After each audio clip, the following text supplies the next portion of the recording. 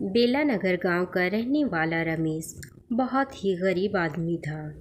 वह जंगल की लकड़ियों को काटकर उसे बाजार में बेच दिया करता और उससे जो भी पैसे मिलते अपने परिवार का पालन पोषण किया करता था।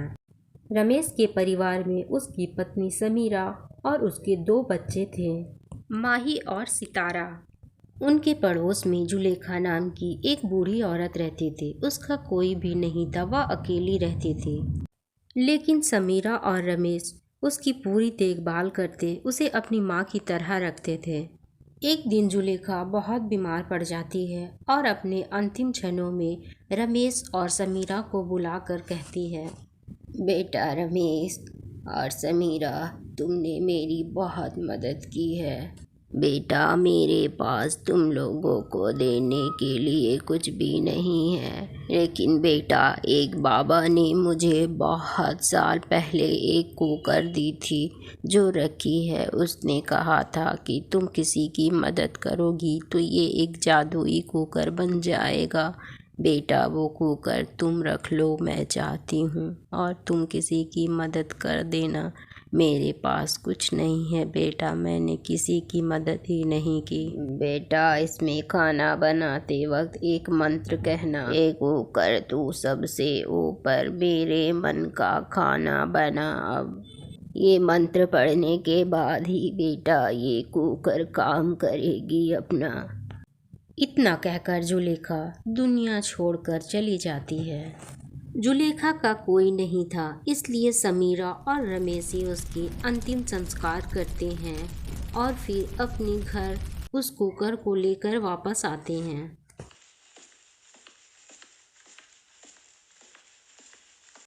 समीरा उस कुकर को घर के एक कोने में लाकर रख देती है, क्योंकि उसे कभी इसकी ज़रूरत ही नहीं पड़ी। एक दिन गांव में बहुत बारिश हो रही थी। बारिश रुकने का नाम ही नहीं ले रही थी। इससे समीरा और रमेश बहुत परेशान हो जाते हैं। समीरा, बारिश तो रुकने का नाम ही नहीं ले रहा है और मैं जंगल में लकड़ियाँ भी काटने नहीं जा पा रहा हूँ। आखिर कब तक इंतज़ार करूँ? 2 दिन से बारिश तो रुक ही नहीं रही है। अब तो मुझे जंगल में लकड़ियाँ लाने जाना ही होगा, नहीं तो बच्चे भूखे मर जाएंगे। घर में कुछ भी नहीं है खाने के लिए। पता नहीं ऊपर वाला कैसे दिन दिखा रहा है।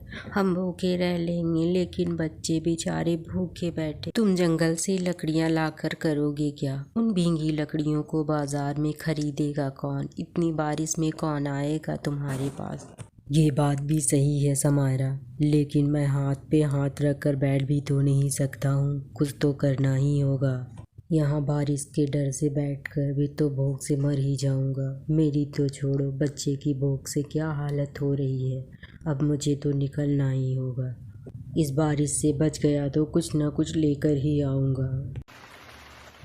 थोड़ी ही देर में बारिश रुक जाती है और मौसम भी साफ हो जाता है। अब रमेश अपना कुल्हाड़ी लेकर जंगल की ओर निकल पड़ता है।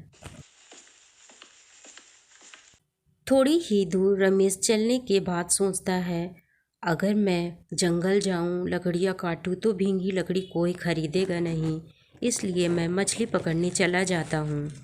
इतना सोचकर रमेश अपने मित्र भोलू के पास चला जाता है और उससे जाल मांगकर मछलियाँ पकड़ने के लिए निकल पड़ता है। रमेश आज तालाब से मोटी मोटी मछलियाँ पकड़ता है। आज वह बेहद खुश भी था। मछलियाँ पकड़ वह बाजार की ओर बेचने निकल पड़ता है। तभी रास्ते में उसके सामने से एक बूढ़ा आदमी आता हुआ दिखाई पड़ता है। वह उसे देख रुक जाता है। अरे चाचा, इतनी ठंड में कहाँ जा रहे हो? बहुत परेशान भी लग रहे हो। अरे बेटा, क्या बताऊँ, परेशानी की तो बात है। तुम इतनी सारी मछलियाँ लेकर कहाँ जा रहे हो? ये मछलियाँ मैं बाजार में बेचने जा रहा हूँ चाचा। अरे वाह, क्या बात है। ये मछलियाँ तुम मुझे दे दो बेटा, लेकिन मेरे पास पैसे नहीं है। मुझे बहुत ज़रूरत है इन मछलियों की, मैं बहुत भूखा हूँ। लेकिन चाचा, मैं ये मछलियाँ बिन पैसों के नहीं दे सकता हूँ। मैं बाज़ार में बेचकर अपने घर के लिए कुछ सामान ले आऊँगा, क्योंकि मेरे घर में भी यही हालात है। मेरे घर में भी कुछ नहीं है। देखो बेटा, मेरी ज़रूरत ज़्यादा बड़ी है। अगर मैं ये लेकर नहीं गया तो कोई ना कोई तो ज़रूर मर जाएगा भूख से। क्यों चाचा, आपका बेटा नहीं है क्या? नहीं बेटा, मेरा कोई बेटा नहीं है। मेरी पत्नी है और एक बेटी जो बीमार रहती है। मैं ही अपने घर का अकेला कमाने वाला हूँ बेटा, बहुत परेशान रहता हूँ।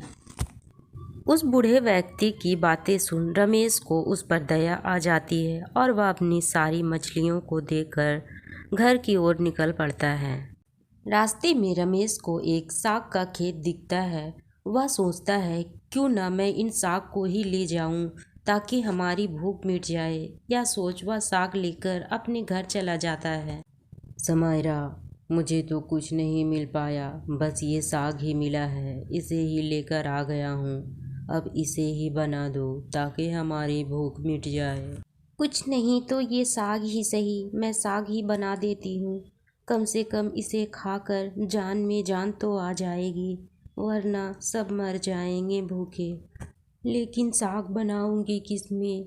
मेरी तो कढ़ाई भी टूट गई है। अरे समायरा, जुलेखा चाची ने जो कुकर दिया था वो किस दिन काम आएगा? तुम उसी में बना दो साग को। समायरा कुकर को अच्छे से धोकर उसमें साग बनाने के लिए चढ़ा देती है। तभी वहाँ रमेश आ जाता है। उस कुकर को देखकर रमेश को जुलेखा चाची की बात याद आ जाती है। हे कुकर, तू सबसे ऊपर, मेरे मन का खाना बना अब।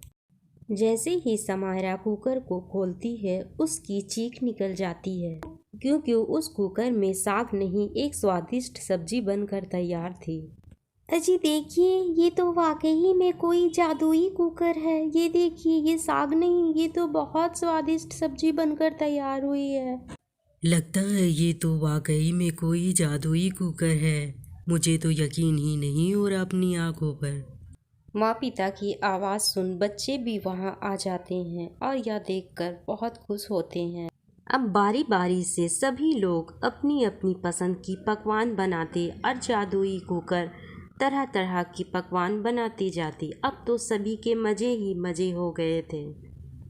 एक दिन रमेश की पड़ोस में रहने वाला उसका दोस्त रवि अपनी पत्नी से कहता है, ये रमेश के घर से इतने अच्छे खाने की खुशबू कैसे आती है? पहले तो ये बहुत गरीब हुआ करता था, अब इतने अच्छे अच्छे पकवान कहाँ से बनाता है? हमें चलकर इसके घर में पता करना चाहिए, आखिर इस अच्छे पकवान का राज क्या है। हाँ जी, आप सही कह रहे हैं। मुझे भी ये पकवान की खुशबू रोज़ रोज़ आती है। मैं भी परेशान हूँ, आखिर इतने अच्छे अच्छे पकवान कैसे बन रहे हैं इसके घर। चलिए हम दोनों मिलकर आज पता करते हैं। रवि आज पता लगाने के लिए रमेश के घर के पास जाता है। वह उसके घर के बाहर खड़ा होकर देखता है।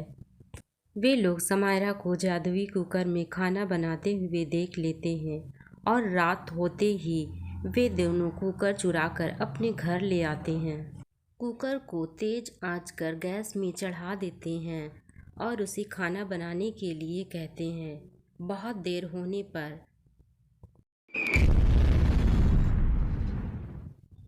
कुकर ब्लास्ट हो जाता है और वे दोनों बेहोश हो जाते हैं।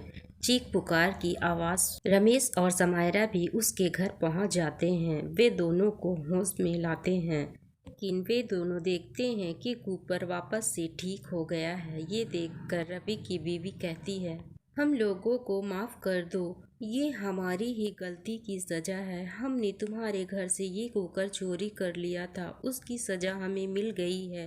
वाकई में ये एक जादुई कुकर है जो ब्लास्ट कर गई थी, लेकिन देखो तुम्हारे पास वापस ठीक हो गई। दोनों को माफ़ कर रमेश और समीरा कुकर लेकर वापस घर की ओर चल पड़ते हैं। वे दोनों घर पहुंचकर फिर से नई नई पकवान बनाते हैं और पहले जैसे मज़े फिर उनके हो जाते हैं।